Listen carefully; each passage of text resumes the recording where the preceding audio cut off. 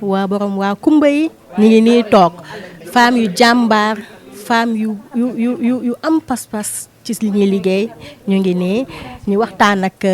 ki ñuy njëkk a jox kàddu bi muy madame Guèye. maaleykum man la Mamy Tall maa ngi nuyu waa groupe waa Kumba suñu association bees bi nga xam ne Kumba Cissé moo ko sos si bésu le 8 mars bi di sargal jigéen comme ñun ñëpp ay femmes battantes lañ man maay directrice su CKC complexe Khady Koura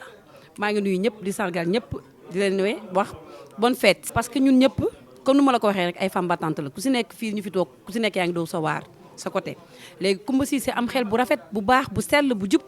nee ñu ñun ñu ñuy toogee nii ku si nekk sa rukk na ñëw ñu def suñu benn association boo xam ne da nga gën a mën a fësal si li ñuy liggéey nii man maa ngi si ñaw bi kii mu ngi si togg bi kii mu ngi si commerce bi moo tax mu ne nañ def suñu association bi tuddee ko waaw Kumba ndax jigéen ñëpp ay jàmbaar lañ moo ko waral association bi tey ñu def ko tey premier jour bu mu juddu nii tey ñu def ko le 8 mars mu nekk journée mondiale de la femme waaw ñu sargal suñu bopp rek comme jigéen ñu koy defee chaque jour rek waaye tey ji dafa nekk nag ci bés bu rëy si bés yi rek ñu ubbee ko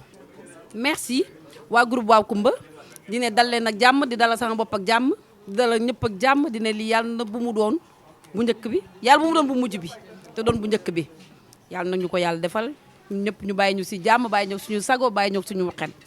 si barke sëñ Babacar. ni ngeen ko déggee madame Guèye ni mu ko waxee tey teew nañu fii tey waxtaan daje sargal suñu bopp. ndax ku ñu sargal ñu sargal suñu bopp ku ñu sargalu ñu sargal suñu bopp yàllaa ñu njëkk a sargal rawatina nag tey àdduna ñëpp sargal àndandoo sargal jigéen donc jaajëfe jigéen ñi. turala jigéen ndax dafa tedd ñi le fonto xamuñu jigéen ko foogaay muy bindanu ngir yow jaay na caaf ngir yow jaay na beñe ngir yow teggi na tam joxulaaw muy sakku ngërëm li yàlla may jigéen géej mën na jaaree ñi lay fonto xamuñu